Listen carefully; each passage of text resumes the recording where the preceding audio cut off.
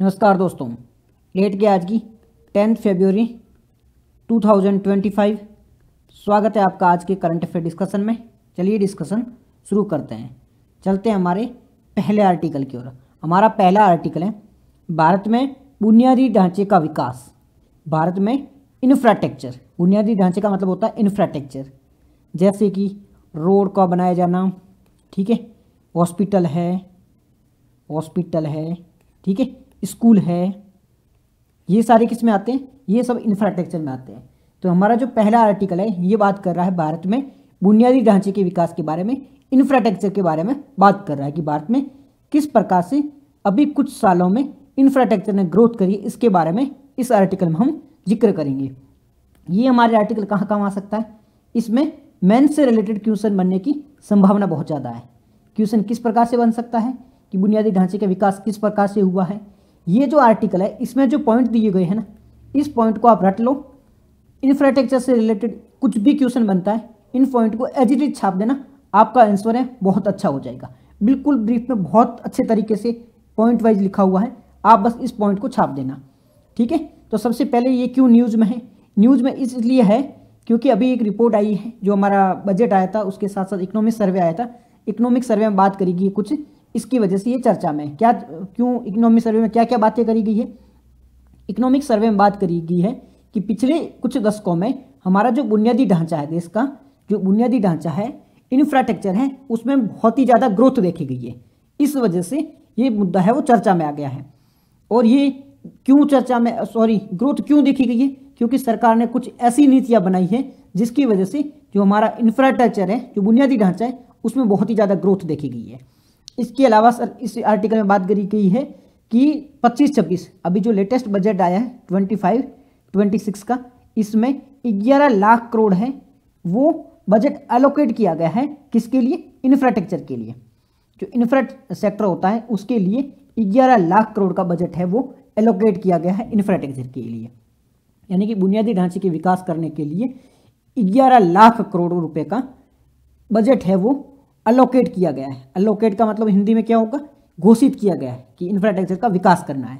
तो ये जो आर्टिकल बात करेगा कि क्या क्या स्कीमें चलाई जा रही है, ठीक है, ऑलरेडी कौन कौन सी स्कीमें चलाई जा रही है, भविष्य में कौन सी स्कीमें चलाई जा सकती है जिसकी वजह से इंफ्रास्ट्रक्चर या बुनियादी ढांचे का विकास हुआ है। तो सारे पॉइंट आप याद करना, कहीं भी क्वेश्चन बनता है ये पॉइंट एग्जैक्टली छाप लेना, ठीक है। सबसे पहले बात कर लेते हैं 2025-26 का जो बजट है उसमें कौन कौन से इनिशिएटिव लिए गए हैं, कौन कौन सी पहल चलाई गई है जो कि बुनियादी ढांचे के विकास में महत्वपूर्ण भूमिका निभा सकती है। तो 2025-26 के बजट के बारे में बात कर लेते हैं। 2025-26 के बजट में कौन कौन सी घोषणा करी गई है? तो सबसे पहले ये घोषणा है राष्ट्रीय मुद्रीकरण योजना 2025 से 30 तक। ये जो योजना है 2025 से 2030 तक चलेगी। अब इस योजना में क्या होगा? इस योजना में लास्ट जो 5 वर्ष है, 25 से 30 तक के जो 5 वर्ष है, इसमें 10 लाख करोड़ रुपए हैं वो खर्च किए जाएंगे। यानी कि पहली जो पहल चलाई जा रही है, जैसे हमने कल आर्टिकल डिस्कस किया था परसों, उसमें बात करी थी एग्रीकल्चर के लिए कौन कौन सी स्कीमें चलाई जा रही है। तो यहाँ पे जो स्कीमें चलाई जा रही है वो बुनियादी ढांचे के लिए चलाई जा रही है। तो उसमें पहली स्कीम कौन सी है? ये सारी स्कीम याद रखना, कहीं लिखनी पड़े गवर्नमेंट ने क्या क्या प्रयास किए हैं तो वहाँ पर ही ये एज इट इज लिख सकते हो। तो पहली स्कीम है राष्ट्रीय मुद्रीकरण योजना। बुनियादी ढांचे के विकास के लिए पहली जो स्कीम चलाई जा रही है वो 2025-26 के बजट में इसका इनॉग्रेट किया गया है। इसके अंतर्गत 2025 से 30 तक के बीच में 10 लाख करोड़ रुपए है वो खर्च किए जाएंगे बुनियादी ढांचे के विकास के लिए। पहली स्कीम होगी। दूसरी है शहरी चुनौती कोष। शहरी मतलब होता है अर्बन, चुनौती मतलब होता है चैलेंज, कोष का मतलब फंड है, अर्बन चैलेंज फंड। ये एक अलग से फंड बनाया गया है। इसमें जो शहर होते हैं, हमारी जो अर्बन सिटीज़ है, उनमें क्या क्या प्रॉब्लम आती है, क्या क्या प्रकार की जो चैलेंजेस वहाँ पे देखने पड़ते हैं, ठीक है, देखने को मिलते हैं, उन चैलेंजेस को कम करने के लिए, उन चुनौतियों से निपटने के लिए ये एक अलग से फंड बनाया गया है। शहर में जो भी चुनौतियाँ देखने को मिलती है उन चुनौतियों से निपटने के लिए ये एक शहरी चुनौती फंड बनाया गया है। या बात करें 2025-26 के बजट में कौन कौन सी स्कीमें चलाई जा रही, तो पहली है राष्ट्रीय मुद्रीकरण योजना है। उसके बाद दूसरी कौन सी है? दूसरी शहरी चुनौती फंड के बारे में बात होगी। तीसरी कौन सी है? तीसरी है वैकल्पिक निवेश फंड। ये वैकल्पिक निवेश कोष क्या है? वैकल्पिक का मतलब होता है अल्टरनेटिव, और निवेश का मतलब होता है इन्वेस्टमेंट फंड। एक अलग से, वैकल्पिक का मतलब अल्टरनेटिव, एक अल्टरनेटिव फंड बनाया गया है इन्वेस्टमेंट करने के लिए, निवेश करने के लिए। जो बुनियादी ढांचा होता है, जो इंफ्रास्ट्रक्चर होता है, उसमें निवेश करने के लिए एक अलग से अल्टरनेटिव फंड बनाया गया है, जो ओनली किस में इन्वेस्ट करेगा, जो हमारे इंफ्रास्ट्रक्चर है उसमें इन्वेस्ट करेगा। रोड बनाने में इन्वेस्ट किया जाएगा, ठीक है, रेल जो नेटवर्क है उसे बढ़ाने में इन्वेस्ट किया जाएगा, मेट्रो नेटवर्क बढ़ाने में इन्वेस्ट किया जाएगा। तो इसके लिए एक अलग से फंड भी बनाया गया है, ठीक है। पहली ये स्कीम याद रखना, राष्ट्रीय मुद्रीकरण योजना, शहरी चुनौती योजना, तीसरी वैकल्पिक निवेश फंड, ठीक है। 25 में जो एग्जाम दे रहा है उसके लिए तो जरूर याद रखना, 26 वाले भी रख सकते हो क्योंकि एग्जाम्पल में वहाँ पे काम आ जाएगी। इतनी चीज़ समझ में होगी।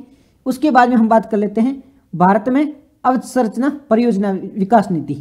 ठीक है, अवसंरचना का मतलब इंफ्रास्ट्रक्चर वही होता है, परियोजना मतलब स्कीम है, विकास मतलब डेवलपमेंट, निधि मतलब फंड। तो भारत में इंफ्रास्ट्रक्चर के डेवलपमेंट करने के लिए एक अलग से फंड बनाया, जैसे अल्टरनेटिव इन्वेस्टमेंट फंड था ना, उसी प्रकार से ये भी अलग से एक फंड बनाया जा रहा है। इस फंड में क्या होगा, इस फंड का नाम है इंफ्रास्ट्रक्चर, ठीक है, परियोजना मतलब ले लो स्कीम, ठीक है, इंफ्रास्ट्रक्चर स्कीम डेवलपमेंट फंड। इस फंड के अंतर्गत क्या किया जाएगा, इस फंड के अंतर्गत जो राज्य होते हैं, जो स्टेट होते हैं, वो सेंट्रल गवर्नमेंट से पैसे ले सकते हैं कि हमें भी हमारे जो स्टेट है उसमें डेवलपमेंट के लिए पैसे चाहिए, उसका डेवलपमेंट किस प्रकार से किया जाता है। तो 3 ऑलरेडी हम देख चुके थे, राष्ट्रीय मुद्रीकरण योजना है, ठीक है, शहरी चुनौती फंड बनाया जा रहा है, वैकल्पिक निवेश फंड बनाया जा रहा है। उसके बाद में भारत में अवसंरचना जो परियोजना होती है उसके लिए भी एक अलग से फंड बनाया जा रहा है। तो ये घटना आपको देखो समझो सिंपल से, इसे कॉम्प्लिकेट मत करो। हमारा आर्टिकल क्या है, जो इंफ्रास्ट्रक्चर है, जो अवसंरचना है, अवसंरचना मतलब बिल्डिंग रोड वगैरह ये बनाना, ये जरूरी होता है क्योंकि इससे रोजगार भी जनरेट होता है, इससे बहुत ज़्यादा फायदे, जैसे रोड होगी तो ट्रांसपोर्टेशन ईजी हो जाएगा, ठीक है, ट्रांसपोर्टेशन ईजी है तो बाकी सारी चीज़ें भी ईजी हो जाएगी, हॉस्पिटल है तो हेल्थ केयर फैसिलिटी प्रोवाइड की जाएगी, ठीक है, रेल नेटवर्क भी जरूरी। तो ये सारी चीज़ें जरूरी होती है, इंफ्रास्ट्रक्चर देश के विकास के लिए जरूरी है और ये लॉन्ग टर्म में बेनिफिट दे के जाता है। तो इंफ्रास्ट्रक्चर जरूरी है, इसके विकास के लिए गवर्नमेंट है वो 2025-26 में कुछ स्कीमें लेके आई। तो कौन कौन सी स्कीमें लेके आई है, पहली 3 स्कीमें हमने पढ़ ली है। राष्ट्रीय मुद्रीकरण योजना, इसमें लास्ट 5 साल अगले 5 सालों में 25 से 30 तक के जो 5 साल है इसमें 10 लाख करोड़ रुपए वो खर्च किए जाएंगे। उसके बाद में एक अलग से फंड भी बनाया जाए है, जो हमारी सिटीज़ होती हैं, जो शहर होते हैं, जैसे दिल्ली जगह है ना, दिल्ली, मुंबई, गुड़गांव, इन सबको डेवलपमेंट करने के लिए इनमें जो चुनौतियाँ देखने को मिलती है, उन चुनौतियों से निपटने के लिए एक अलग से फंड बनाया गया है। उसके बाद में एक अल्टरनेटिव फंड भी बनाया गया है जो कि इन्वेस्टमेंट को टारगेट करेगा। चौथी है भारत में अवसंरचना, अवसंरचना का मतलब होता है इंफ्रास्ट्रक्चर, इसके विकास के लिए भी एक अलग से फंड बनाया गया है। 4 स्कीमें समझ में आ गई। फिर बात करते हैं रेलवे। अब इंफ्रास्ट्रक्चर की बात हो रही तो इंफ्रास्ट्रक्चर में क्या क्या आता है, रेलवे आता है, ठीक है, फिर उसके बाद में ट्रांसपोर्टेशन रोड भी आएगा, मेट्रो भी आएगा, हॉस्पिटल भी आएगी, ठीक है, ये सारी चीज़ें इंफ्रास्ट्रक्चर के अंतर्गत आ जाएगी। तो पहले बात करते हैं रेलवे की।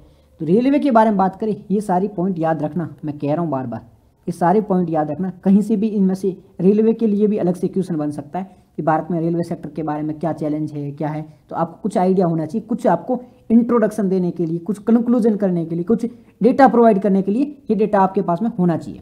यूपीएससी प्रीलिम में नहीं पूछेगी बट मेंस में इससे रिलेटेड क्वेश्चन पूछा जा सकता है। तो बात करें रेलवे की, रेलवे भारत का जो है ना वो चीन के बाद में 2nd नंबर पे है। जो अभी से 1st नंबर पे कौन सा, चाइना। भारत का टारगेट है कि जो मालवाहक, एक तो होती है पैसेंजर गाड़ी होती है, ठीक है, इंसान एक जगह से दूसरी जगह जाता है, और एक होती है जो हम बोलते हैं मालगाड़ी, जिसमें जो भी वस्तु वगैरह चीज़ वगैरह एक जगह से दूसरी जगह भेजी जाती है, वो होती है मालगाड़ी। तो मालगाड़ी में इंडिया का टारगेट है कि चाइना के बाद में उसे 2nd नंबर पे आना है, ठीक है, ये इंडिया का टारगेट है। यहाँ पर जो मालगाड़ी वगैरह है ना उसे 100% इलेक्ट्रीफाई करना है। देखो अभी कोयले पे भी कुछ गाड़ियाँ चलती है, मोस्ट ऑफ तो अभी गाड़ी आपने देखी होगी कि इलेक्ट्रिक हो गई है, बट कुछ ट्रेन है वो अभी भी कोयले पे चलती है। तो इसको हटा के इसे इलेक्ट्रिसिटी से जोड़ना है, ये गवर्नमेंट का टारगेट है।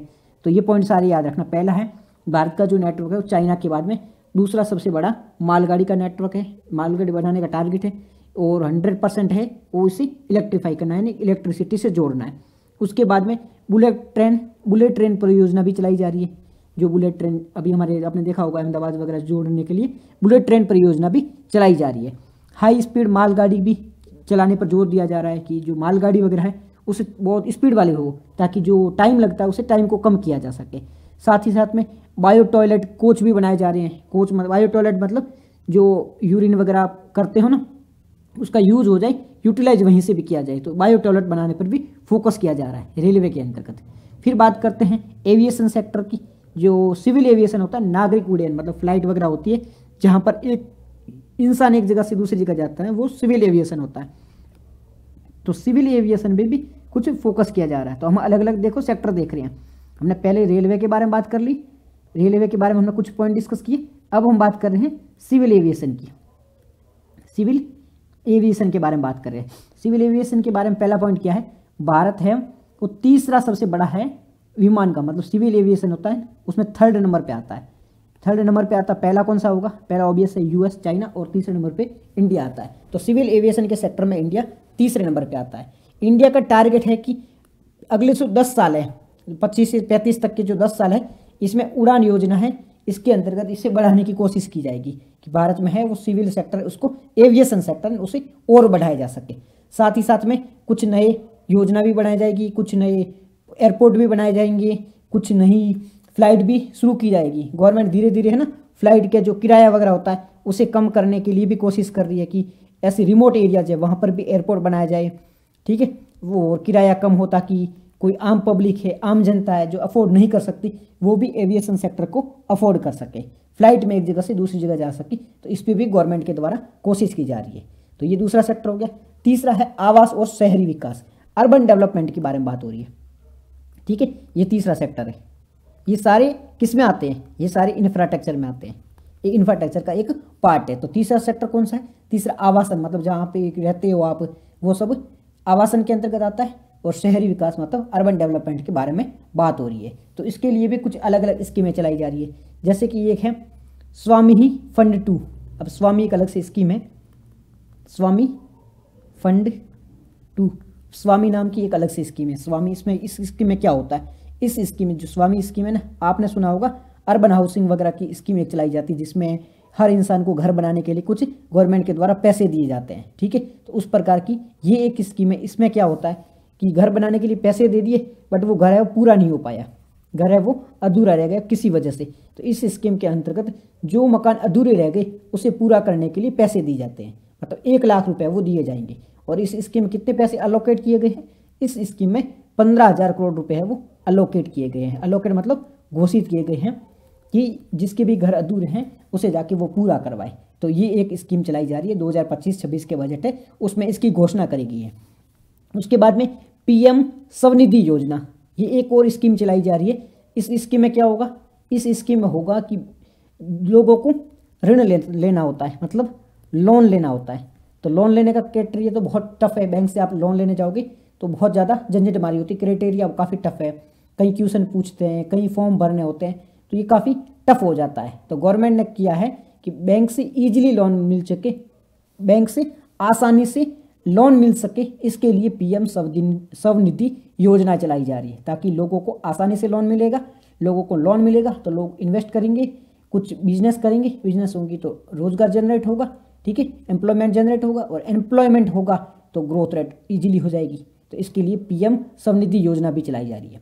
उसके बाद में यूपीआई से लिंक्ड है वो क्रेडिट कार्ड चलाए जा रहे हैं। अब यूपीआई का मतलब क्या होता है, यूनिफाइड पेमेंट इंटरफेस, इसका फुल फॉर्म याद रखना, यूनिफाइड पेमेंट इंटरफेस, ये इसकी फुल फॉर्म है, प्रीलिम में पूछी जा सकती है। इससे लिंक्ड क्रेडिट कार्ड चलाए जा रहे हैं। अभी देखो यूपीआई से लिंक क्या है, जो फ़ोनपे वगैरह उसमें यूपीआई यूज़ होती है, ठीक है, तो वो एक थर्ड पार्टी ऐप में यूज़ होती है, बट क्रेडिट कार्ड में अभी नहीं है। तो अब क्रेडिट कार्ड में भी यूपीआई से आप ट्रांजैक्शन कर सकते हो। तो ये भी फैसिलिटी गवर्नमेंट प्रोवाइड करने की कोशिश की जा रही है। उसके बाद में स्मार्ट सिटी मिशन है। स्मार्ट सिटी मिशन का वही है, इससे 91% तो पूरा हो चुका है। जो सिटी है उसको स्मार्ट बनाने की कोशिश की जा रही है। स्मार्ट सिटी कैसे होगी, जो पानी वगैरह, जो गंदा पानी अपशिष्ट जल वगैरह होता है उसके निपटान की अच्छी सी व्यवस्था होगी कि वो बाहर वगैरह न निकले, इलेक्ट्रिसिटी एकदम अंडरग्राउंड होगी, काफ़ी सुव्यवस्थित होगी, पॉल्यूशन नहीं होगा, ठीक है। तो ये सारी चीज़ों पर फोकस किया जाएगा। तो ये एक स्मार्ट सिटी मिशन भी चलाया जा रहा है गवर्नमेंट के द्वारा। उसके बाद में स्वच्छ भारत मिशन भी चलाया जा रहा है, जहाँ पर कचरा वगैरह होता है उसका निपटान करने की कोशिश की जा रही है। तो ये गवर्नमेंट की कुछ स्कीम है जो कि आवासन सेक्टर से रिलेटेड है, तीसरा सेक्टर। उसके बाद में हम बात करते हैं रोड की, ठीक है, रोड और नेशनल हाईवे जो होते हैं उनके बारे में बात करते हैं। हमने रेलवे के बारे में बात करी, ठीक है। उसके बाद में हमने बात करी थी किसके बारे में, एविएशन सेक्टर के बारे में बात करी, एविएशन सेक्टर की। उसके बाद में हमने अर्बन हाउसिंग सेक्टर के बारे में बात करी। ये स्पेलिंग मेरी क्या बोलते हैं, हैंड राइटिंग मेरी गलत है, जो भी आप समझ रहे हैं। अर्बन हाउसिंग सेक्टर के बारे में बात करी। और उसके बाद अब हम बात करेंगे रोड एंड नेशनल हाईवेज के बारे में बात करेंगे। नेशनल हाईवेज के बारे में हमारा चौथा पॉइंट है, वो इससे रिलेटेड है। तो अब इसके बारे में बात करें तो ये भारत का है ना, टोटल रोड के बारे में बात करें 1,46,000 किलोमीटर टोटल रोड है। भारत में टोटल रोड कितना है, 1,46,000 किलोमीटर, इतना भारत में रोड बना हुआ है। और ये है नेशनल हाईवेज के बारे में बात कर रहे हैं। जो स्टेट हाईवेज है और जो गांवों में रोड बनी हुई उसके बारे में नहीं है। तो नेशनल हाईवे भारत में कितना है, 1,46,000 किलोमीटर भारत में नेशनल हाईवे बने हुए, जो बड़े बड़े हाईवे हैं उनके बारे में, जो राष्ट्र को जोड़ने के काम करते हैं। उसके बाद में राष्ट्रीय राजमार्ग निर्माण के लिए कितना होता है, एक दिन में कितनी स्पीड से रोड बनाए जा रहे हैं। तो एक दिन में 38 किलोमीटर रोड बन रहा है। अभी स्पीड के बारे में बात करें तो ये एक वर्ल्ड रिकॉर्ड भी बना था कि भारत ने एक दिन में इतने किलोमीटर रोड बना लिया था। तो ये एक वर्ल्ड रिकॉर्ड भी बन गया था। और अभी कितनी स्पीड से रोड बन रहा है, 33 किलोमीटर, सॉरी 38 नहीं है, 33 किलोमीटर की स्पीड से एक दिन में रोड बनाया जा रहा है। तो ये सारे पॉइंट याद रखने हैं।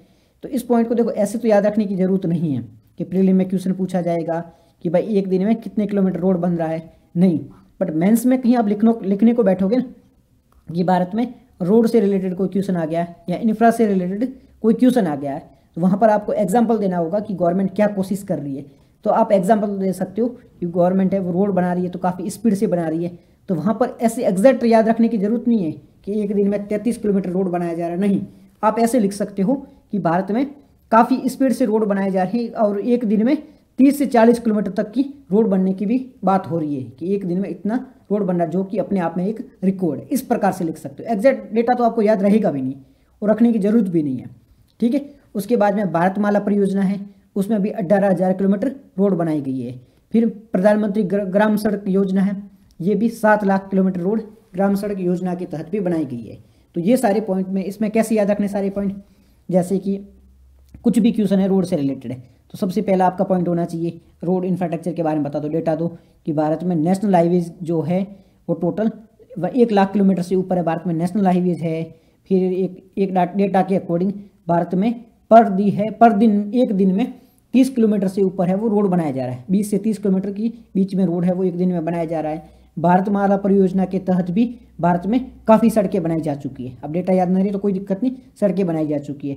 प्रधानमंत्री ग्राम सड़क योजना के तहत भी लाखों किलोमीटर तक की सड़कें बनाई जा चुकी हैं, जो काम पूरा हो चुका है। तो ये काफ़ी एक अच्छा डेवलपमेंट माना जाएगा। इस प्रकार से आप जो इंट्रोडक्शन में या फिर कहीं डेटा यूज़ करना है तो इस प्रकार से डेटा यूज़ कर सकते हो। एग्जैक्ट आपको डेटा याद रखने की जरूरत नहीं है, ऐसे अप्रोक्सीमेट याद रखो कि हाँ इतने किलोमीटर लगभग इतना है, ऐसे आप है वो आंकड़े रिप्रेजेंट कर सकते हो, ताकि आपके जो आंसर है उसमें वैल्यू एडिड भी हो जाएगा और आपके फैक्ट है वो आपको याद रखने की जरूरत भी नहीं पड़ेगी, क्योंकि इतने फैक्ट आपको याद रहने वाले हैं नहीं।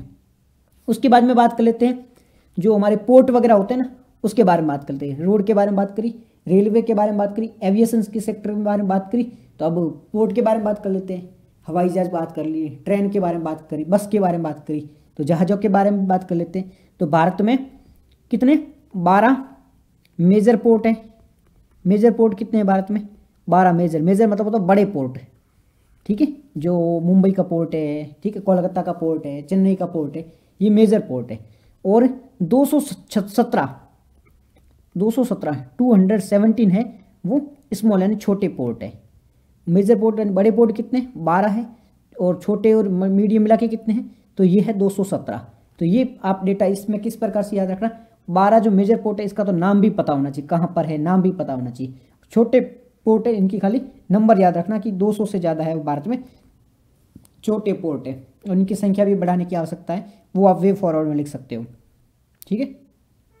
उसके बाद में कार्गो हैंडलिंग के बारे में बात करें तो ये डेटा याद रखने की बात नहीं, आपको इतने डेटा याद नहीं रहेगा, बट कार्गो हैंडलिंग ऐसे लिख सकते हो जैसे कि भारत में 12 मेजर पोर्ट है, 200 से ज़्यादा है वो छोटे पोर्ट है। उसके बाद में बात कर सकते हो कि कार्गो हैंडलिंग में भी भारत की क्षमता है वो अच्छी खासी बढ़ चुकी है, कि पहले कुछ ऐसे अप्रोक्सीमेटली लिख सकते हो कि पहले से 500 से 1000 मीट्रिक टन थी। कार्गो हैंडलिंग का मतलब क्या होता है? कार्गो हैंडलिंग देखिए ऐसे समझो, फॉर एग्जांपल ये हमारा पोर्ट है यहाँ पर। अब यहाँ पे कितने कार्गो, कितने जो भी है ना, एक दूसरे कोई भी देश से यहाँ पे कुछ सामान भेजा जा रहा है, तो कितने कार्गो है सामान के, जो कार्गोज होते हैं, जो बड़े बड़े टैंकर ट्रक वगैरह पड़े रहते हैं ना, तो कार्गो समझ लो कि एक बड़ा सा टैंकर पड़ा है यहाँ पे, तो वो कितने कार्गो है वो यहाँ पर शिफ्ट हो सकते हैं। एक मान लो बड़े बड़े जो नहीं होते सामान वगैरह के भरे पड़े रहते हैं, तो इस पोर्ट पे कितने ऐसे वो स्टोर किए जा सकते हैं, रख सकते हैं, मतलब ये पोर्ट कितना बड़ा है जो यहाँ पर स्टोरेज किया जा सकता है। यहाँ पे कितने जहाज रुक सकते हैं जिसमें ये कार्गो है वो शिपमेंट की जा सकती है। तो ये होता है कार्गो हैंडलिंग की कैपेसिटी। तो ये डिपेंड करता है कि पोर्ट कितना लंबा है, ठीक है, कितना चौड़ा है, उसकी कैपेसिटी कितनी है, वहाँ पर एक टाइम में कितने जहाज रुक सकते हैं, ठीक है, वहाँ पर इंफ्रास्ट्रक्चर कैसा है, इन सारी चीज़ों पर ये डिपेंड करता है। तो ये अभी जो बात कर रहे हैं भारत में, तो भारत के जो पोर्ट है वहाँ पर कार्गो हैंडलिंग की कैपेसिटी है वो 800 मीट्रिक टन है। अभी बढ़ के कितनी होगी? 1600 हो गई है। तो इस पॉइंट को आप डेटा याद मत रखना, बट ऐसे लिख सकते हो कि भारत में कार्गो हैंडलिंग की जो कैपेसिटी है वो बढ़ के अब डबल हो चुकी है, पहले जो थी उसकी डबल हो चुकी है। 2016 से जो थी ना कार्गो हैंडलिंग की कैपेसिटी, वो बढ़ के अब डबल हो चुकी है। इस प्रकार से आप लिख सकते हो, आपको डेटा याद रखने की जरूरत नहीं पड़ेगी। उसके बाद में शिप ब्रेकिंग। अब शिप ब्रेकिंग क्या होती है? जो लंबे समय से शिप यूज होंगे तो उसमें कुछ नुकसान भी होगा, डेप्रिसिएशन भी होगा, तो उसमें रिसाइकलिंग भी हो सकता है। ये सारी चीज़ें भी काम की जा रही है। तो ये पोर्ट के बारे में था, ठीक है। उसके बाद में बात करते हैं हम मेट्रो के बारे में। तो भारत में मेट्रो सेक्टर जो है उसका भी डेवलपमेंट हो रहा है। भारत में कुल मेट्रो का कितना नेटवर्क है? तो 200 किलोमीटर का, एग्जैक्ट आपको याद नहीं रहेगा 248 किलोमीटर, तो आप याद रखना कि भारत में 200 किलोमीटर प्लस है वो मेट्रो का नेटवर्क बना हुआ है। मतलब 200 किलोमीटर में भारत में मेट्रो का नेटवर्क है। जयपुर, दिल्ली, मुंबई, अहमदाबाद, जहाँ जहाँ मेट्रो चलती है वहाँ का टोटल एस्टिमेट निकालोगे तो वो कितना है? 200 किलोमीटर का है, ठीक है। इस प्रकार से रखा, सॉरी 200 किलोमीटर का था, बट बढ़कर अब कितना हो गया? बढ़कर हो गया 900 किलोमीटर का, ठीक है। तो अब इसको आप इस प्रकार से याद रख सकते हो कि अब पहले जो था उसका बढ़ के 3 से 4 गुना बढ़ चुका है। कि पॉइंट अगर आपको याद ना रहे, भारत में मेट्रो में जितना भी जो था मेट्रो का नेटवर्क था वो बढ़ के 3 से 4 गुना बढ़ गया है 2014 से 24 तक। ऐसे लिख सकते हो, एग्जैक्ट आपको डेटा याद नहीं रहे तो कोई दिक्कत नहीं है। उसके बाद में मेट्रो कमीशन के बारे में बात करें कि कितना मेट्रो टाइम बनाया जा रहा है, तो 6 किलोमीटर है वो बढ़ाया जा रहा है। मेट्रो शहर कितने थे? पहले 5 शहर थे, अभी 23 शहरों में मेट्रो है वो चलाई जा रही है। तो ये चीज़ें अभी आप मेट्रो के अंतर्गत लिख सकते हो। फिर बात करते हैं जल जीवन की मिशन के बारे में।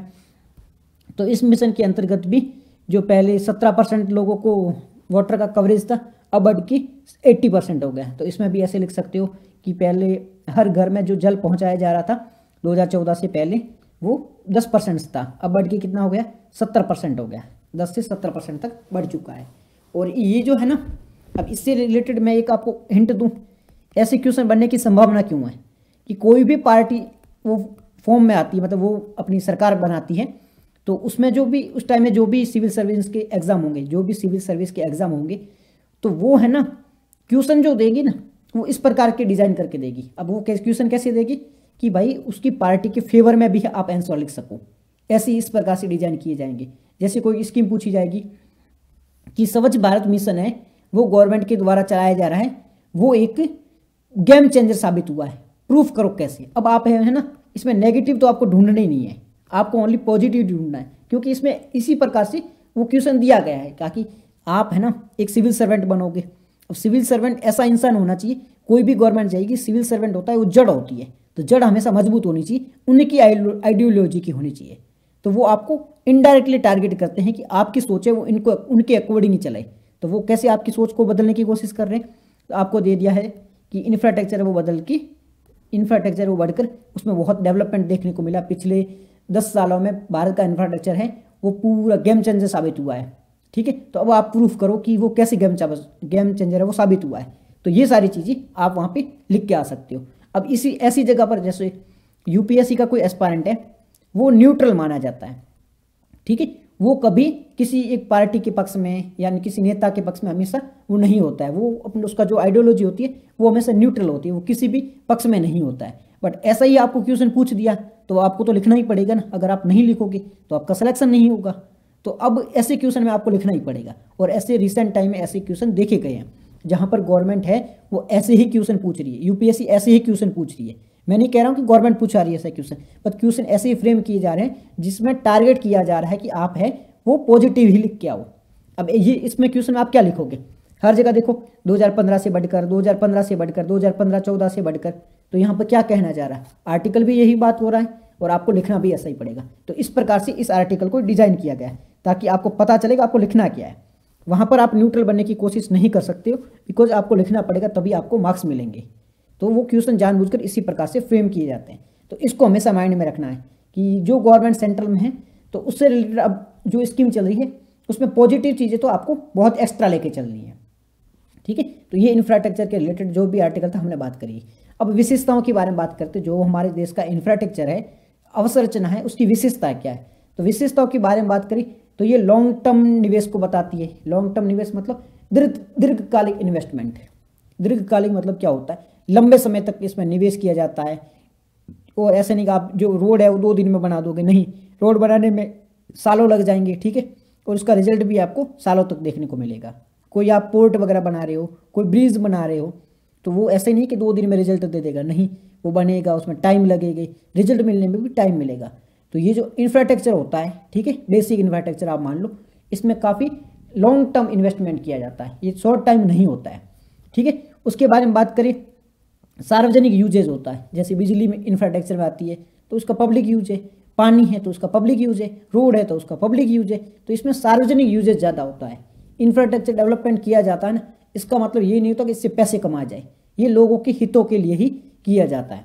फिर इसमें उच्च प्रारंभिक लागत होती है, बनाने में बहुत ज़्यादा खर्च आता है, तो सारे खर्चीले होते हैं। सामाजिक अवसंरचना जैसे कि अस्पताल है, स्कूल है, ये सारी सुविधा भी प्रोवाइड की जाती है जो कि काफ़ी बेनिफिशियल होती है, ठीक है।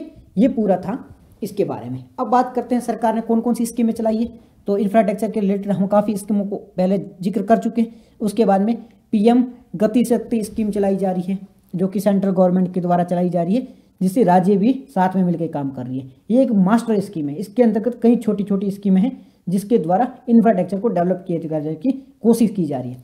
उसके बाद में राष्ट्रीय लॉजिस्टिक नीति चलाई जा रही है। लॉजिस्टिक मतलब जो भी एक जगह से दूसरी जगह जाना है तो वो कितना ईजीली जा सकते हैं, तो उसे लॉजिस्टिक कहा जाता है।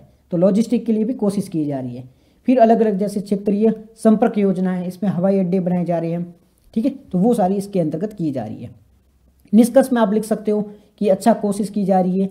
बुनियादी ढांचा है विकास वो तेजी से हो रहा है, सड़क है, रेलवे है, ठीक है, विमान है, जल आपूर्ति है, ये सब एक बड़ी प्रगति इनमें देखी गई है। सरकार की काफ़ी योजनाएं चली हैं जो काफ़ी बेनिफिशियल साबित हुई है। इस प्रकार से आप है वो निष्कर्ष कंक्लूजन लिख सकते हो। नेक्स्ट जो आर्टिकल है हमारा दलहन। दलहन का मतलब होता है दालें, जो पल्सेस होती हैं उनके बारे में, उसमें आत्मनिर्भरता के बारे में, ठीक है, इसके बारे में बात कर लेते हैं। सबसे पहले बताओ दलहन आत्मनिर्भर मिशन, ये आर्टिकल आया ही क्यों होगा और ये मिशन क्यों चलाया जाना होगा, इसको आप थोड़ा बहुत सोचो कि दलहन के लिए आत्मनिर्भरता का एक मिशन चलाया जा रहा है। इसका मतलब है, आत्मनिर्भरता का मतलब होता है सेल्फ डिपेंडेंट। तो सीधी सीधी बात है कि हम जो दालें होती है, जो पल्सेस होती है, उसमें सेल्फ डिपेंडेंट नहीं है, आत्मनिर्भर नहीं है, कहीं और से हमें मंगवानी पड़ रही है।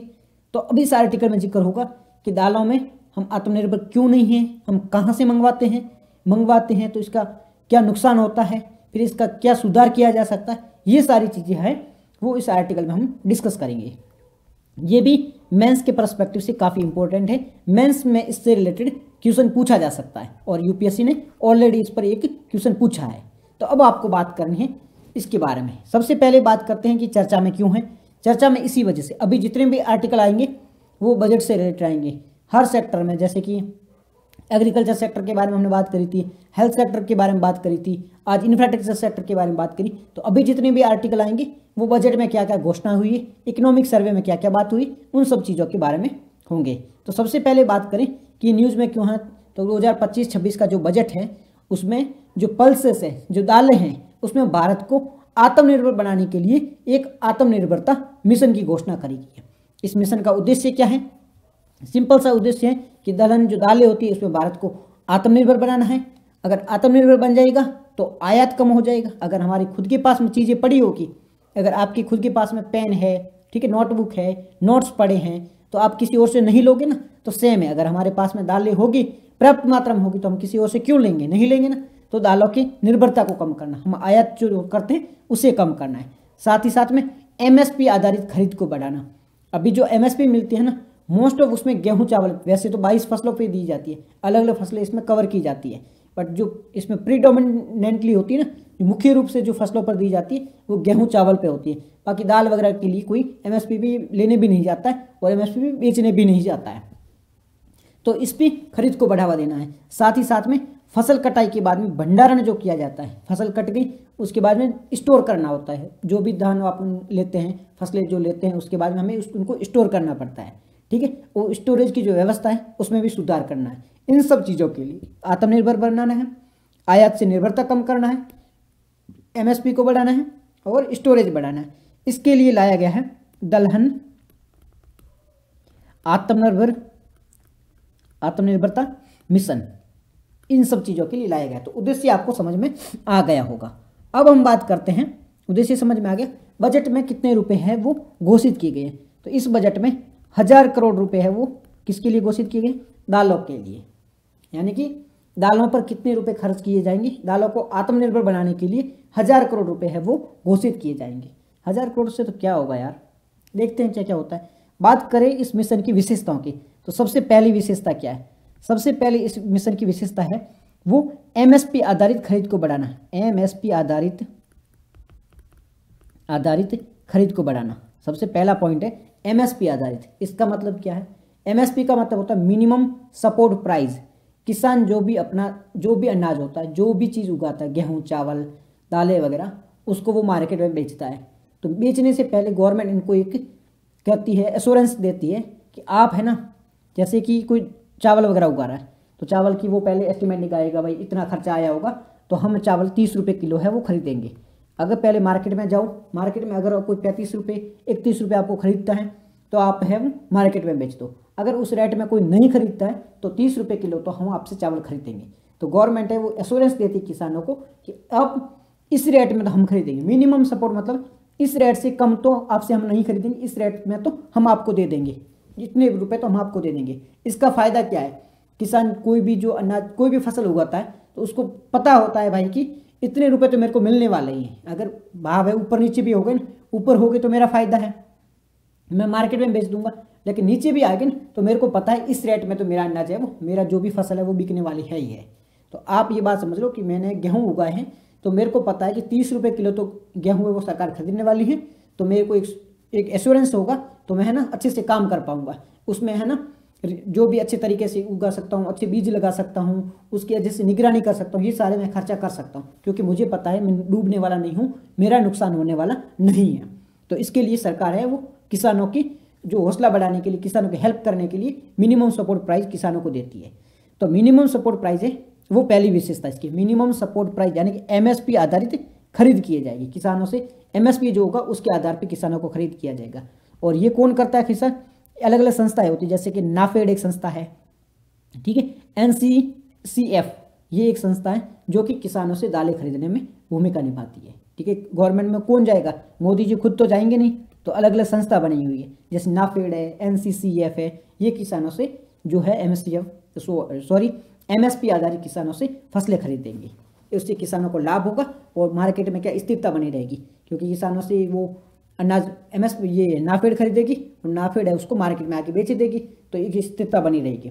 साथ ही साथ में स्टोरेज किया जाएगा। पहला है एमएसपी के बारे में बात हो रही है, किसके अंतर्गत? कन्फ्यूज मत हो, एक हमारी जो है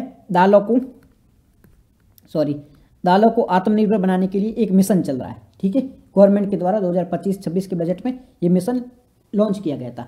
इस मिशन के हम विशेषताओं के बारे में बात कर रहे हैं। पहली विशेषता हमने देखी है वो एमएसपी आधारित खरीद के बारे में। दूसरी विशेषता क्या है? फसलों की कटाई के बाद में भंडारण की व्यवस्था। अब फसल तो काट तो दी है, लेकिन उसकी स्टोरेज की व्यवस्था होनी चाहिए, नहीं तो फसल है वो खराब हो जाएगी। तो ये जो मिशन चलाया जा रहा है दालों में आत्मनिर्भर बना रहा है, उसमें स्टोरेज पर भी फोकस किया जाएगा। अलग अलग प्रकार की कोल्ड हाउस है, वेयर हाउस है, वो रखे जाएंगे ताकि वहाँ पर जो भी फसल होती है उनको वहाँ पे स्टोर किया जा सके। तो इस पर भी फोकस किया जाएगा। दूसरी है और ताकि फसल की नुकसान कम हो। अब टारगेट फसलें, मतलब कौन कौन सी फसलों को टारगेट किया गया है? वैसे तो दालों को किया गया है, बट दालें भी अलग अलग प्रकार की होती है, तो कौन कौन सी दालों को इसके अंतर्गत टारगेट किया गया है? तो सबसे पहले तुअर, जिसे अरहर की दाल भी कहा जाता है, वो येलो येलो कलर की होती है ना तुअर की दाल, उसको सबसे पहले टारगेट किया गया है। अब इसमें क्या होता, तुअर के बारे में बात करें, ये जो दाल होती है ना, इससे उगने में पहले समय कितना था, 250 से 270 दिन लगते थे। ये प्रीलिम में क्वेश्चन बन सकता है कि कौन सी दाल को उगने में कितना टाइम लगता है, कौन सी एनवायरनमेंट में वो उगती है, कितना पानी चाहिए उसको, ठीक है, ये सारी चीज़ें क्वेश्चन बनता है फसलों से रिलेटेड। इस प्रकार की जो इन्फॉर्मेशन होती है उनको याद रखना, यूपीएससी इन पर क्वेश्चन पूछ चुकी है ऑलरेडी और पूछ भी सकती है आगे भी, तो ऐसी जानकारी आपको पता होनी चाहिए। तो तुअर को है जो दाल है उसको उगने में कितना टाइम लगता है, 250 से 270 दिन लगते हैं। लेकिन अब एक अलग प्रकार की तुअर की है, वो बीज तैयार किए गए, जिसमें अब इनको टाइम कितना लगता है, अब 150 से 180 दिन इनको लगते हैं, ठीक है। तो इसलिए कुछ दिन है वो कम हो गए। बेनिफिट क्या होगा, अगर टाइम कम लगेगा तो कम टाइम में ज़्यादा फसल की जा सकती है और किसानों को बेनिफिट भी होगा, इससे उपज भी बढ़ेगी और नई नई प्रकार के किस्म की जो भी है, जो बीज वगैरह हम तैयार करते हैं, सीड वगैरह तैयार करते हैं, उसे भी तैयार करने में महत्वपूर्ण फायदा होगा, मतलब बहुत अच्छा फायदा होगा, ठीक है। तो पहली टारगेट किया जा रहा है तुअर को।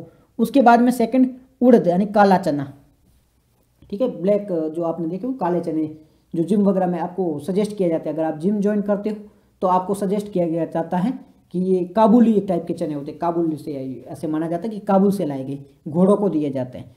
तो ये काबुली चनों के बारे में बात करें तो इसमें क्या होता है, ये कौन सी जलवायु में उगाए जाते हैं, अब यहाँ पे इतनी इन्फॉर्मेशन नहीं है, बट अगर किसी भी फसल के बारे में अगर आप पढ़ते हो तो वहाँ पे किन किन चीज़ों का ध्यान रखना, सबसे पहले कौन सी जलवायु में उगाए जाते हैं, ठीक है, कितने टाइम लगता है उसे उगाने में, कौन किस प्रकार की सॉइल यानी मिट्टी जो होती है ना, किस प्रकार की मिट्टी में वो उगाई जाती हैं, कितनी उसको बारिश की ज़रूरत होती है, रेनफॉल की ज़रूरत होती है, ये सारी इन्फॉर्मेशन आपको पता होनी चाहिए। किसी भी फसल के बारे में आप पढ़ रहे हो तो यूपीएससी इस पर डायरेक्ट क्वेश्चन पूछती है।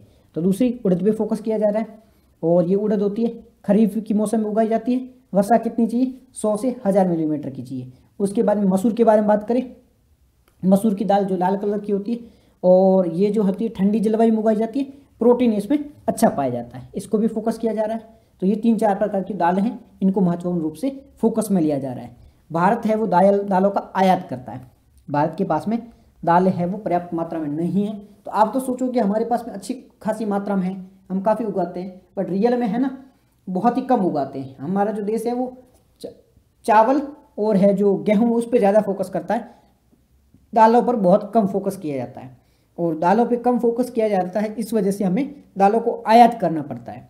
अब कुछ डेटा दिया गया है कि कहाँ कहाँ से हम आयात करते हैं, जैसे कि 2017-18 से 22-23 के बीच में हम इतने लाख टन है वो आयात कर चुके हैं, ठीक है। लेकिन इसमें अभी कुछ कमी देखने को मिली है, पहले जो हमारा आयात था कुछ ज़्यादा था, बट कमी देखने को मिली है। अब कमी क्यों देखने को मिली है कि हमने कुछ हमारे देश में जो प्रोडक्शन है, उत्पादन, दालों का उत्पादन है वो बढ़ा दिया, लेकिन लास्ट 1-2 साल है उसमें वापस ये जो है वो आयात बढ़ गया था। अब क्यों वो आयात बढ़ गया था, क्योंकि हमारा जो वापस उत्पादन है वो कम हो गया था और दालें कुछ खराब भी हो गई थी, इस वजह से वापस हमारा आयात बढ़ गया था। कहाँ कहाँ से हम खरीदते हैं, जैसे कि मोजाम्बिक है, तंजानिया, म्यांमार है, इन देशों से हम दालें खरीदते हैं। मसूर कहाँ से खरीदते हैं, कनाडा है, रूस है, ठीक है, रसिया और टर्की, यहाँ से मसूर खरीदते हैं। फिर मटर कहाँ से खरीदते हैं, रसिया वगैरह है ना, यहाँ से मटर खरीदते हैं। तो कुछ देशों से हम आयात भी करते हैं। फिर बात करते हैं कारण क्या है, कारण यही है कि हमारे यहाँ पे उत्पादन कम होता है, ठीक है। साथ ही साथ में आयात हमें ज़्यादा करना पड़ता है, क्योंकि उत्पादन कम है तो आयात करेंगे। साथ ही साथ में हम दूसरे देशों पे ज़्यादा निर्भर हैं।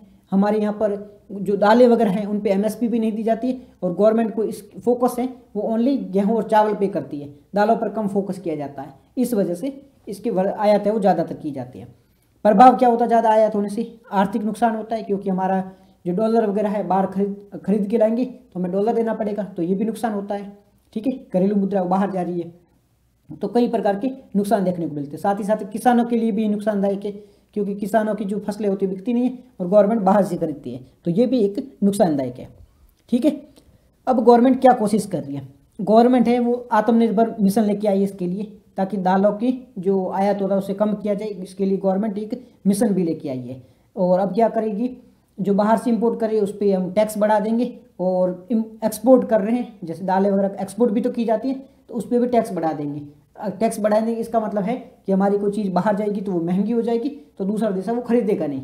तो इसका फ़ायदा यही है कि दालें भारत में रह जाएगी और भारत के किसानों को बेनिफिट होगा। ठीक है। और साथ ही साथ में कुछ इंफ्रास्ट्रक्चर भी तैयार किया जाएगा, इसके लिए रिसर्च एंड इनोवेशन भी किया जाएगा तैयार, जिससे क्या होगा, इस प्रकार की जो इस किस्म की एक अलग प्रकार की किस्म हो उसके बीज तैयार किए जाए दालों के लिए। जैसे हमने गेहूँ को, पहले हमें ना गेहूँ में भी आत्मनिर्भर नहीं थे, हमें यूएस से खरीदने पड़ते थे, लेकिन बाद में जब हमने हरित क्रांति जो ग्रीन रेवोल्यूशन लेके आए थे, उसमें ग्रीन रेवोल्यूशन में इस प्रकार के बीज तैयार किए जो कि कैसी भी इन्वायरमेंट में, कैसी भी परिस्थिति में वो उग सकते थे। तो उसमें हमें काफ़ी बेनिफिट हुआ और जो गेहूँ थे उसमें भारत को आत्मनिर्भर बना दिया था। तो उसी प्रकार से दालों में भी आत्मनिर्भर बनाने के लिए एक अलग प्रकार के बीजों को तैयार करने की आवश्यकता है, उसमें रिसर्च करने की आवश्यकता है। तो इस प्रकार से हमें वो इसमें आत्मनिर्भर बन सकते हैं। यहाँ आगे की राह के बारे में बात करी थी, तो उसमें उगाने में काफ़ी ज़्यादा टाइम लगता है, उस टाइम को कम करने की ज़रूरत है, नीतिगत सुधार करने की आवश्यकता है, किसानों को जागरूक करने की आवश्यकता है कि भाई आप दालों की जो प्रोडक्शन उसे बढ़ाओ, उनको अच्छे दाम देने की आवश्यकता है ताकि उनको इंसेंटिव मिले, उनको एक हौसला मिले कि हाँ दाल जो उगाने से फ़ायदा मिलेगा, तो वो उस पर फोकस करेंगे।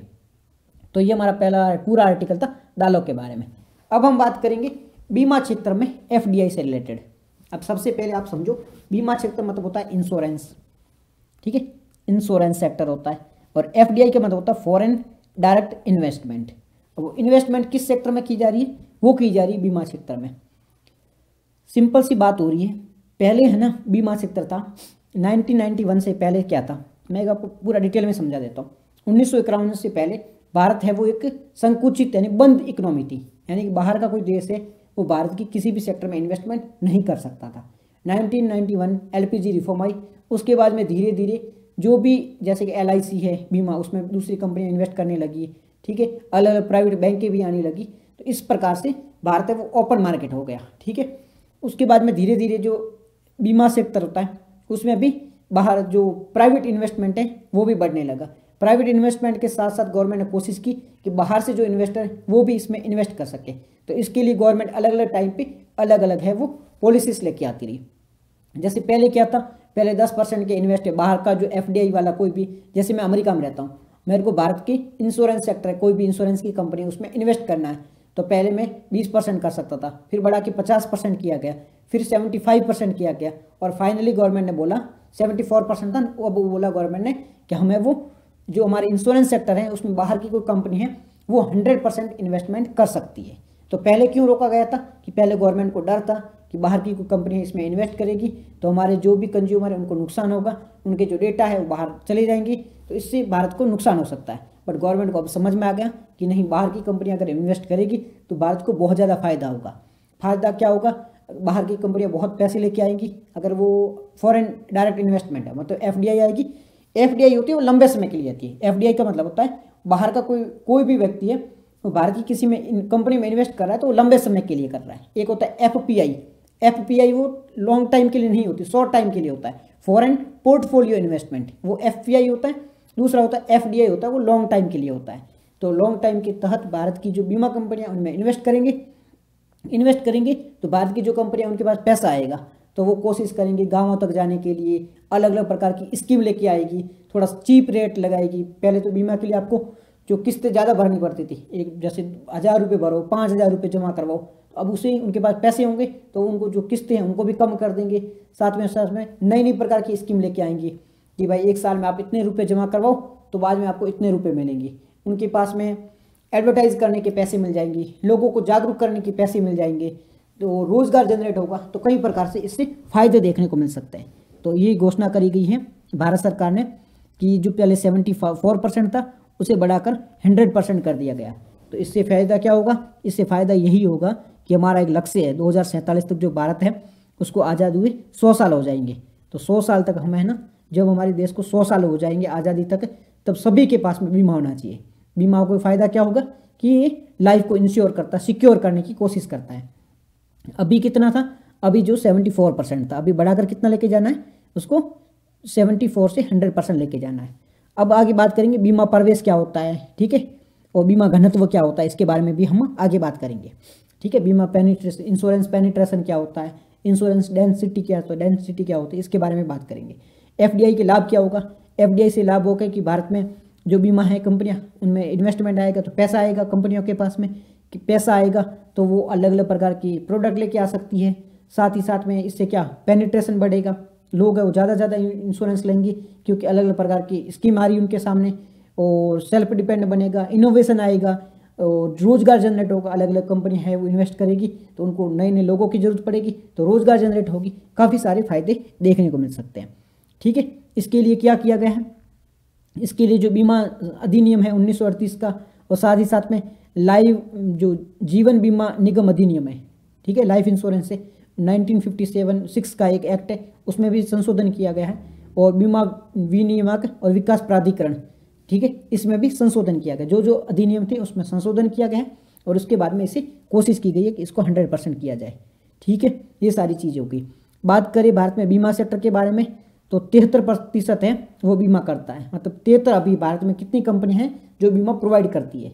LIC है, तो अलग अलग प्रकार की जो भी कंपनी है वो 73 कंपनियाँ हैं। ये डेटा याद रखना नहीं, पर भारत में जो कम कंपनी है जो अभी भी बीमा प्रोवाइड करती है, कम है, इसका मतलब कंपटीशन कम है, तो वो अलग अलग प्रकार की अच्छी अच्छी स्कीमें लेके नहीं आएगी। इसके लिए कंपटीशन बढ़ाने की जरूरत है। फिर सेवा क्षेत्र, जो सर्विस सेक्टर होता है, उसमें भी जो FDI है जो काफ़ी कम है, जो 62% ही है, इसको भी बढ़ाने की आवश्यकता है। बीमा प्रीमियम आय के बारे में बात करें तो ये कितने करोड़ थी, ये सारे डेटा आपको याद रखने की जरूरत नहीं, कितने लोगों ने बीमा खरीदा है इन सब के बारे में डेटा दिया गया, तो वो सारा आपको याद रखने की जरूरत नहीं है।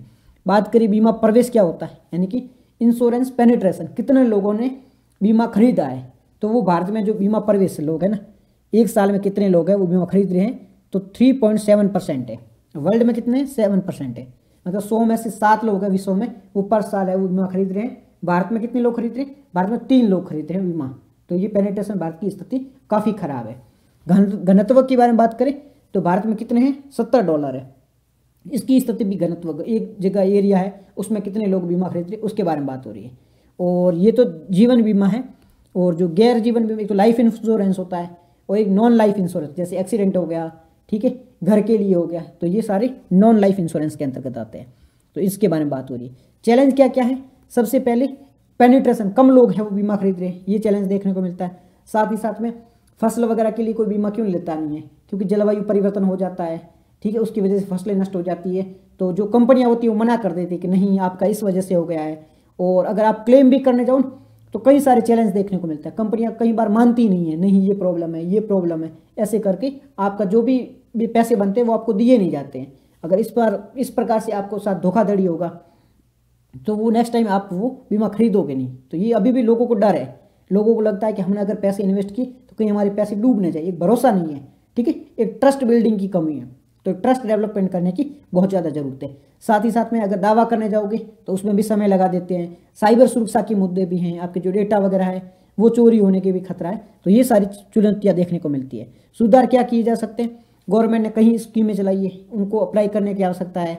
कुछ सिटीज़ अब बड़ी बड़ी सिटियों में तो देखने को मिल गए हैं, Tier 1 में तो देखने को मिल गए, लेकिन Tier 2 है, Tier 3 सिटीज़ है, ग्रामीण एरिया जो रूरल एरिया है वहाँ पर ये चीज़ें अभी भी देखने को नहीं मिलती है, तो वहाँ पर भी इनको अप्लाई करने की आवश्यकता है। सस्ते बीमा करने की जरूरत है, अभी किस्तें बहुत बड़ी है, बहुत ज़्यादा पैसे लगते हैं किस्त जमा करवाने में, आपने देखा होगा 2-2 हज़ार रुपये जमा करवाने पड़ते हैं, तो इतने लोगों के पास होते नहीं हैं, तो ये जो किस्तें हैं उनको कम करने की आवश्यकता है। गवर्नमेंट ने क्या क्या स्कीमें चलाई है, प्रधानमंत्री जीवन ज्योति बीमा योजना है, प्रधानमंत्री फसल बीमा योजना चलाई जा रही है, प्रधानमंत्री जन आरोग्य योजनाएं चलाई जा रही है, तो ये गवर्नमेंट के द्वारा कुछ स्कीम भी चलाई जा रही है। तो ये हमारा पूरा आर्टिकल था इसके बारे में। फिर प्रौद्योगिकी उपयोग करो, AI चेन का उपयोग करो, धोखाधड़ी करो, को नवाचार बढ़ाओ, ये सारी चीज़ें भी की जा सकती है, ये निष्कर्ष है। ठीक है, अब चलते हैं हम हमारे नेक्स्ट आर्टिकल की ओर। नेक्स्ट जो हमारा आर्टिकल है संसदीय विशेषाधिकारों के उल्लंघन के बारे में। सबसे पहले संसदीय विशेषाधिकार होता क्या है, मुद्दा क्या है।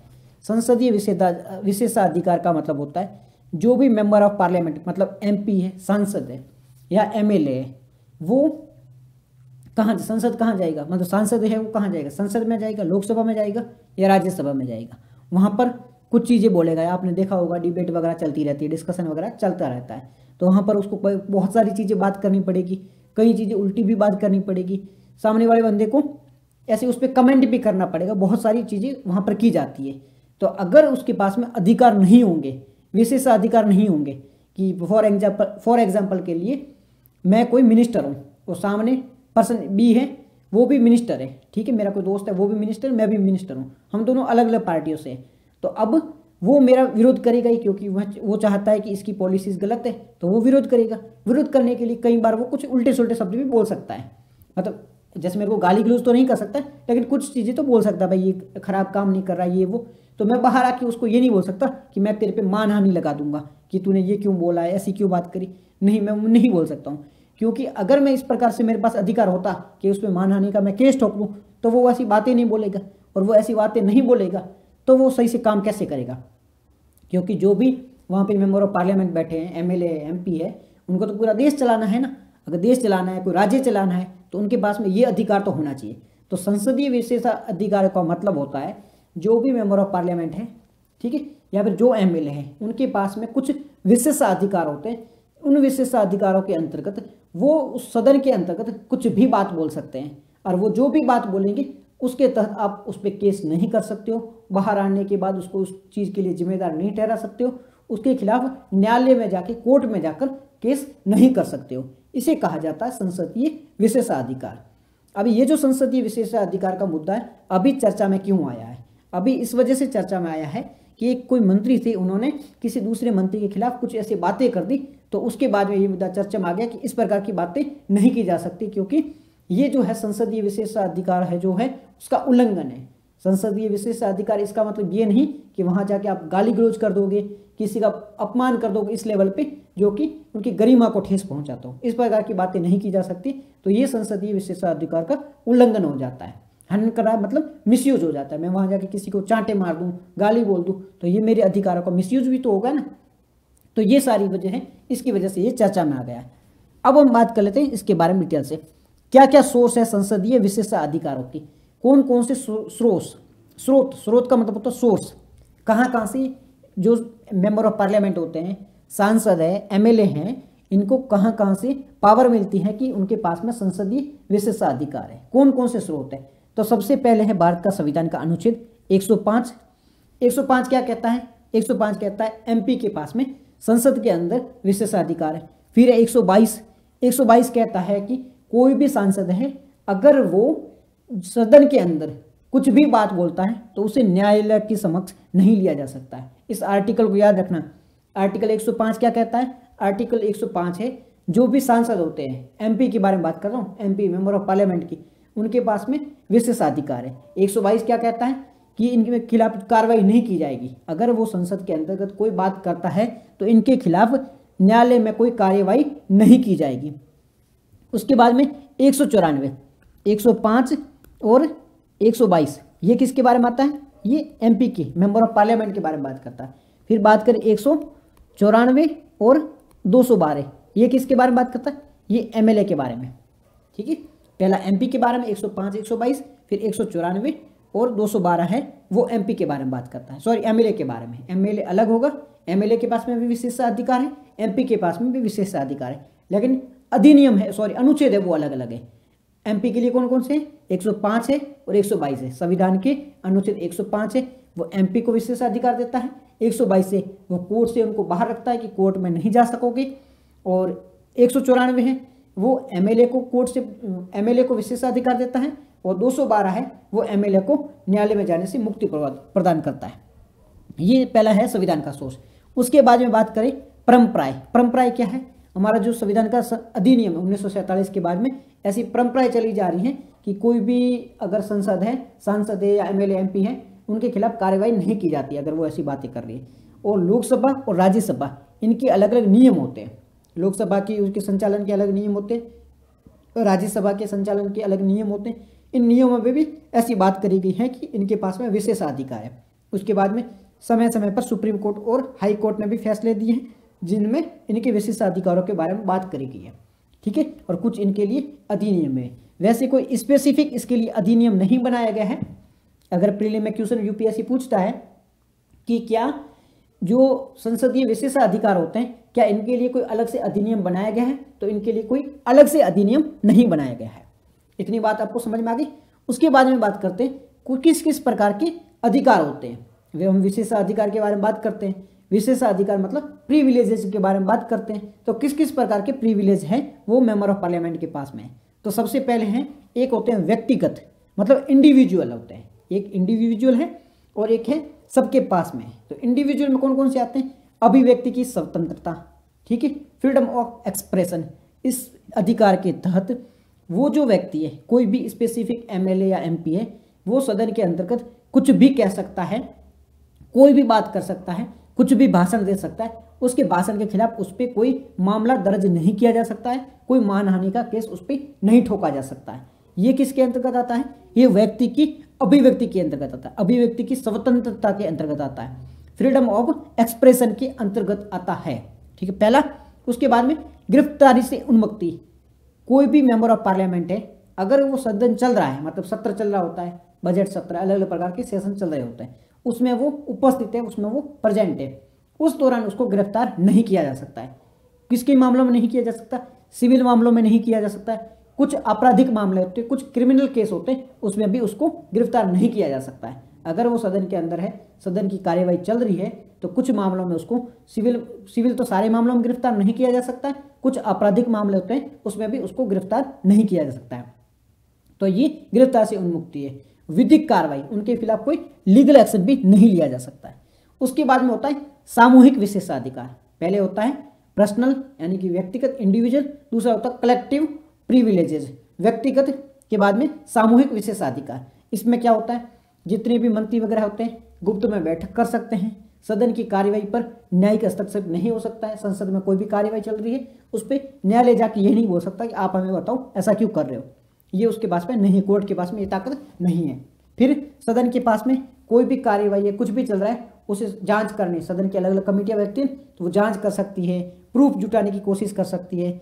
दोषी है कोई व्यक्ति सदन के अंतर्गत तो उसे सजा देने का भी अधिकार है, ठीक है। अब राष्ट्रपति के अभिभाषण के संदर्भ में आर्टिकल 87, आर्टिकल जो 87 है, ये बात करता है कि प्रथम सत्र, कोई भी लोकसभा की 5 साल पूरे हुई नई पार्टी बनेगी, उसमें जो पहला सत्र होगा उसमें राष्ट्रपति जी आके भाषण देंगे। साल पूरा हो गया, साल के पूरे होने के पहले दिन राष्ट्रपति, जो भी सत्र आयोजित होगा उसमें राष्ट्रपति आके भाषण देंगे, तो इसे राष्ट्रपति का अभिभाषण कहा जाता है। और इस अभिभाषण में जो भी सरकार ने काम किया इन सब के बारे में चर्चा की जाती है, ठीक है, ये सारी चीज़ें की जाती है। तो इसके मामले में भी कोशिश नहीं की जा सकती है, इस पर टिप्पणी नहीं की जा सकती।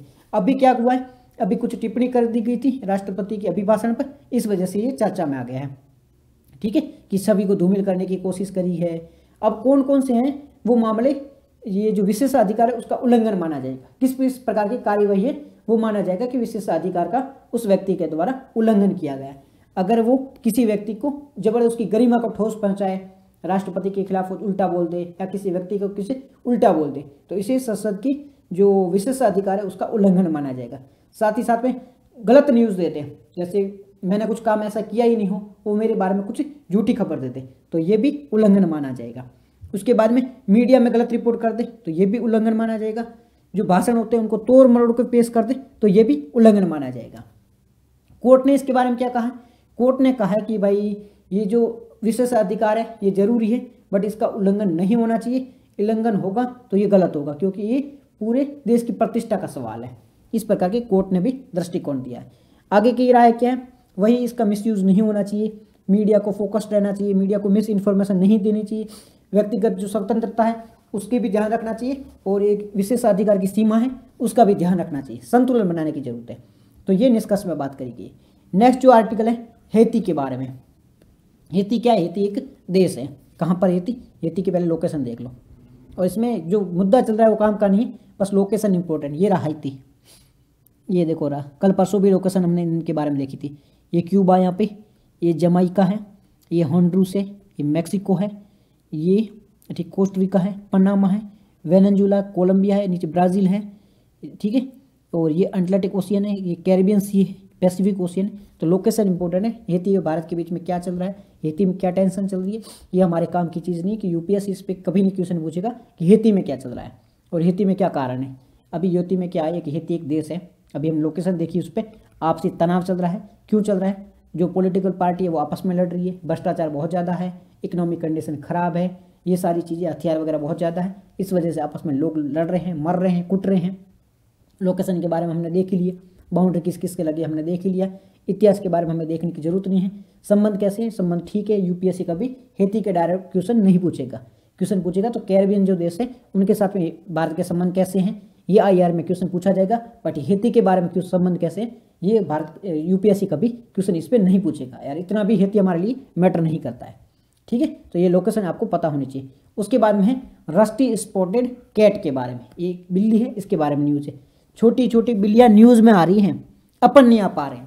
आपको चाहिए ना पढ़ाई का मोटिवेशन कहाँ से आए, इसको देखो, ये बैठी बिल्ली, इसको देखो, आपको मोटिवेशन मिलेगा। ये बिल्ली न्यूज़ में आ रही है, इसको हम पढ़ रहे हैं पर हमें कोई नहीं पढ़ रहा है, तो ये शर्म की बात है।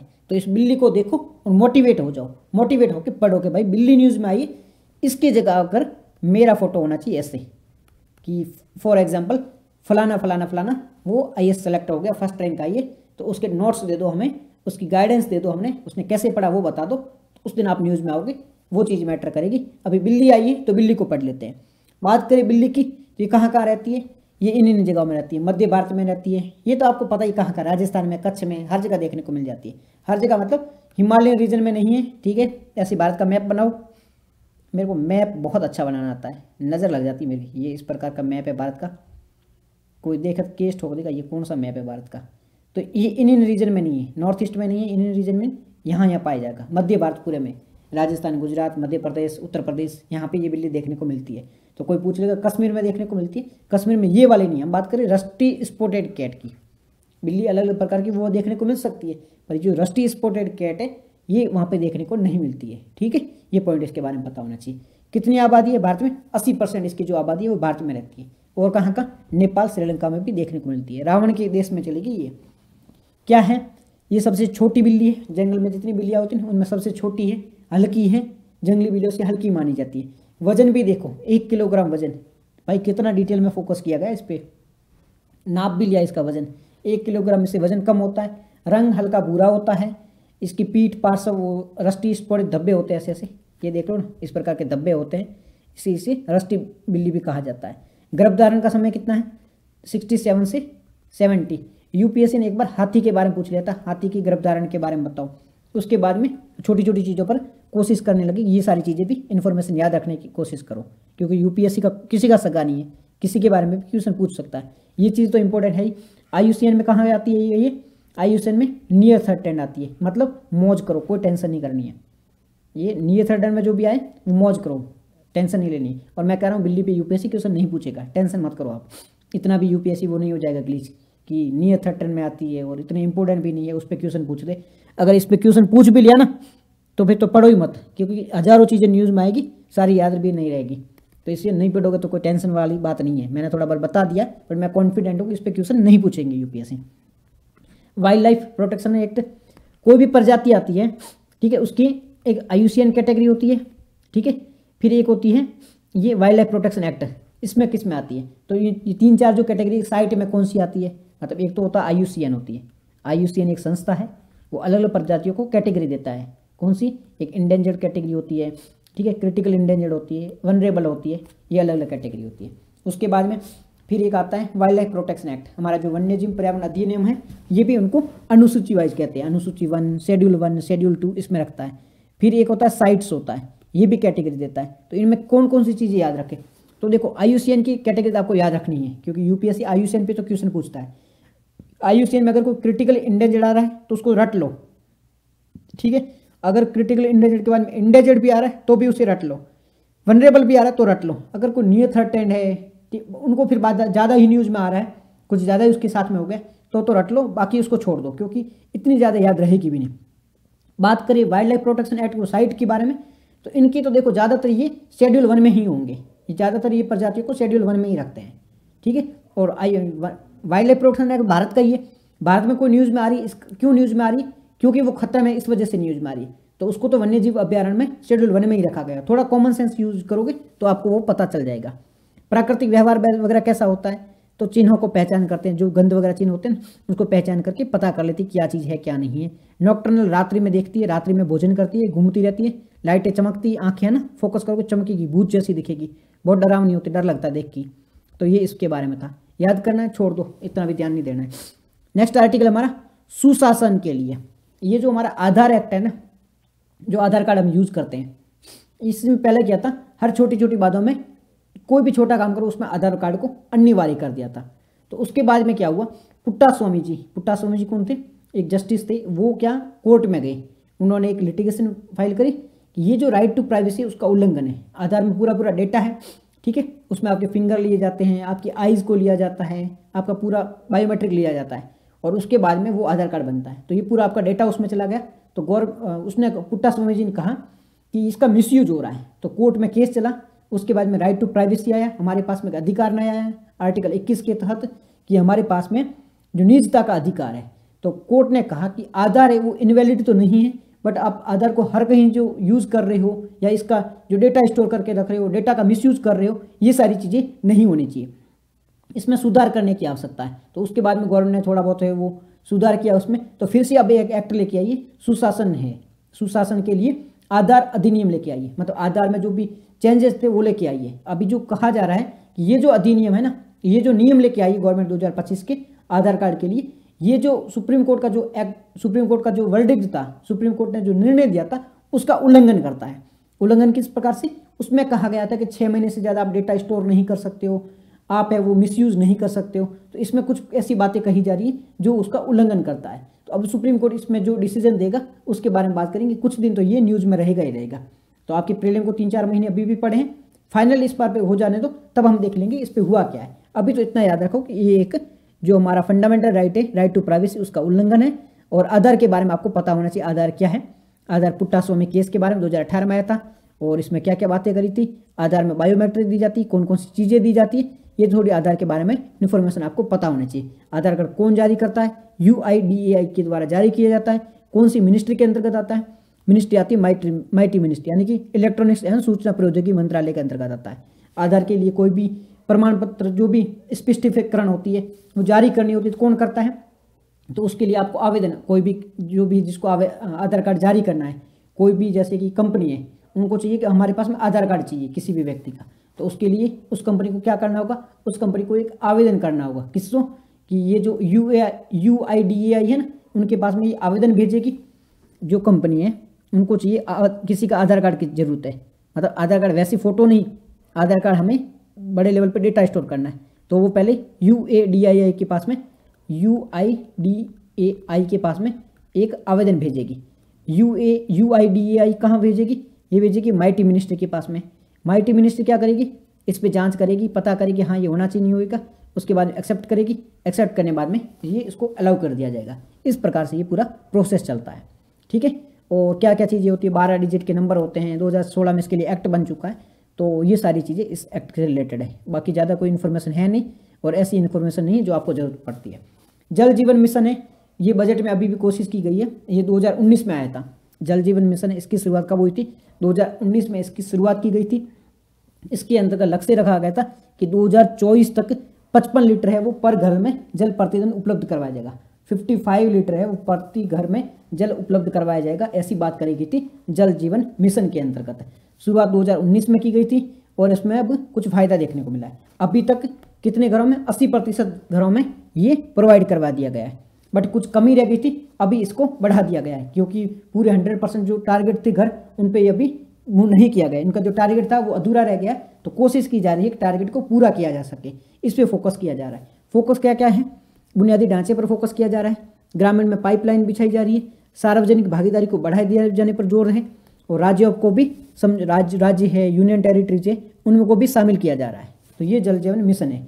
उसके बाद में समय की बचत होगी, बहुत ज़्यादा बेनिफिट होगी। अगर हर व्यक्ति को घर में पानी मिल जाएगा, वो पानी साफ होगा, अच्छा होगा, तो काफ़ी बेनिफिट देखने को मिलेगा। इससे स्वास्थ्य को भी लाभ होगी। तो ये कुछ जल जीवन मिशन के प्रभाव के बारे में, ठीक है। मृत्यु दर कमी होगी, निष्कर्ष, बस सारी चीज़ें। उसके बाद में ये कुछ क्वेश्चन है, इनको जरूर अटेंड करना कि यूपीएससी किस प्रकार से क्वेश्चन पूछ सकती है। मेंस के भी कुछ क्वेश्चन दे रखे। तो आज के डिस्कशन में इतना ही था, ठीक है। Thank you very much for joining the session.